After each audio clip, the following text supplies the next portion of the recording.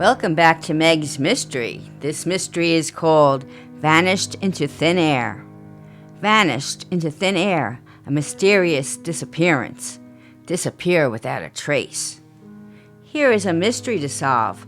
Who better than Penny Lane, a.k.a. Shirley Locks, and Bertie McGovern, a.k.a. What's Going On, the girls who solved the mystery of the Lady in Red. Here's a new one. Come join us for the mystery and help solve it if you can. Vanished into thin air. Bertie and Penny just finished up working in the Sea Breeze gift shop that Bertie's mother owns. The sign on the door says, "Treasures from the sea and other unique items. Why don't you breeze in and see what you can see?" They're closing up after a busy day. Many people on vacation here at Brighton Beach, a seaside resort, with its museums, the Palace Pier, the art galleries, shops, and cafes. It's a busy place. The girls are off, and Bertie's mother says, "I'll close up for you two. You can go now. Thanks for all your help today." They're excited to be off and now running to the animal shelter. Both girls got the okay to finally get a pet of their own, a dog, to rescue. Their reward for solving the mystery of the Lady in Red. It is what they both always wanted, a pet of their own. A good guard dog to help solve more mysteries and crimes. But really just a friendly pet in addition to their families. Penny's mom and dad, Lena Lane, the reporter, and Chief Inspector Paul Lane, told her, "It's your responsibility, but you deserve it." And Bertie's mom said, "You'll be in charge and get a good guard dog for the shop. I know you will."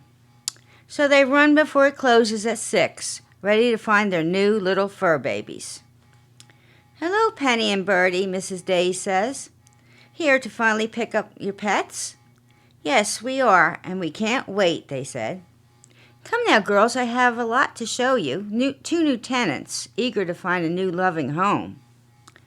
But it's harder than they thought. Penny wants them all. Bertie tells her, "Well, at least we can save 2 of them for now, and maybe more later. We do love them all. Let's go meet our new fur babies." So they went in and saw them all, mostly puppies that are taken first, some small dogs, but the girls were drawn to 2 that were here for a long time. One male basset hound and one female Afghan hound. The 2 are regulars, both returned from their old families. They said they were too big and too droopy, so they brought them back. So they're back here still waiting for a new home. They don't even have names yet. So Penny and Bertie played with them both many times before, and now they both want them to join their families. Bertie says, "I made up my mind right away. I'll call her Bacall, after Long Bacall in the movie we just watched on our noir movie night." "Yes, I'll take the basset hound. He looks like Bogey, doesn't he?" said Penny. Just like the 1946 movie The Big Sleep, our favorite crime noir movie. They'll fit right in. Isn't that right, Bogey? And then he licks her face. Bacall sachets up to Bertie and lets her give a big hug. So this is Bogey and Bacall, their new crime-solving team. Just added 2 more members to their team. They paid the $25 donation, signed the adoption papers, and left smiling with their new fur babies. Bertie says, "I'll stop by the shop and introduce Bacall to Mother. If she's still there, she might be still closing up. Or I'll catch her at home." Penny says, "I'll do the same and show Mom and Dad their new family pet member if they're home, or I'll go to the police station first and see Dad, then to the radio station to catch Mom. I'll call you later." No one was home at Penny's, so she went to the station. All the bobbies and detectives fell in love with Bogey. "He does look like Humphrey," they all said. Her dad agreed. "So this is a new member of your team. I hope he's housebroken. Mother's coming soon, so you can wait in my office." Then a call came to the station for Penny. How strange. It was Bertie, all frantic. She's out of breath. I called everywhere. I remembered you said you stopped at the station. Mother is missing, vanished into thin air. Nowhere to be found. I need help. I checked everywhere." So Penny ran and told her father, the chief inspector. "It's early, but we'll look into it. Did Bertie say she'll come to the station?" Penny told him she's on the way. No one saw her mom after she closed the shop. One owner said, "Oh, I saw her close the shop and go off towards home. Then she went to the pier on her way home like every day. But she never made it home." Bertie's dad was off on his fishing ship, the Blue Whale, like usual with his crew, and will be gone for a week. Bertie radioed him and will update him. He's too far off to get back now, but he'll come as soon as he can. Bertie and Bacall came in, and they took all the information down. Bertie said, "I called everyone I know, and no one saw her. I even stopped by all the stores she goes to for groceries or dinner, but no one saw her today." Chief Inspector Lane says, "Bertie, did anything strange happen lately, or a strange customer come in or hang around the shop?" No, not that I remember," she said, "but we were extremely busy. Lots of vacationers stopping in and buying souvenirs." Penny said, "Yes, very busy, but there was that one woman coming in a lot, but not buying anything. Just asking a lot of questions, like where to go for the best cafes and sightseeing places. Mrs. McGovern talked with her a couple times. She came in around closing time every time, but she seemed harmless." Then Bertie remembered 2 guys sitting outside across from the shop on a bench by the Palace Pier, just staring at the shop. But that was a week ago. "How are we going to solve this mystery so close to home?" "We'll have to trace Mom's steps," Bertie said. "Maybe Bogey and Bacall can help sniff out a clue."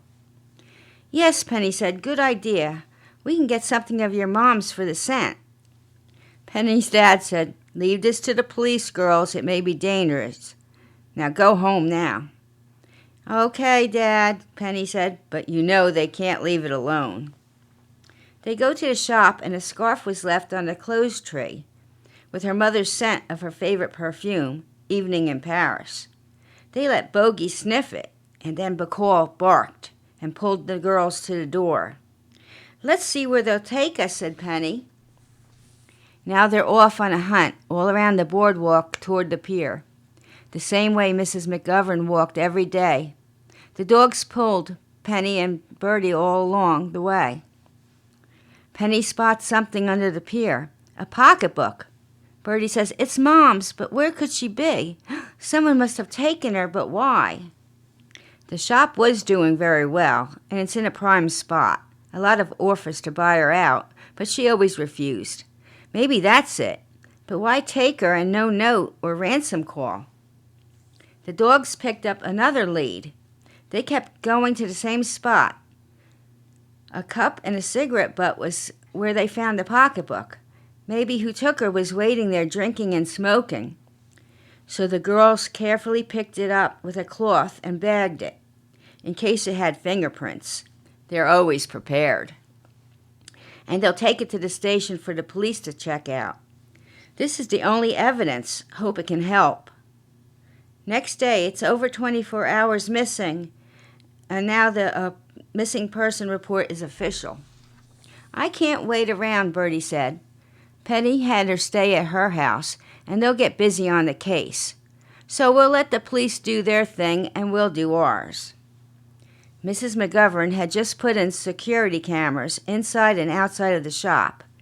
Now both the girls and police are looking at the tapes. Maybe the girls can help spot something or someone suspicious on the tape.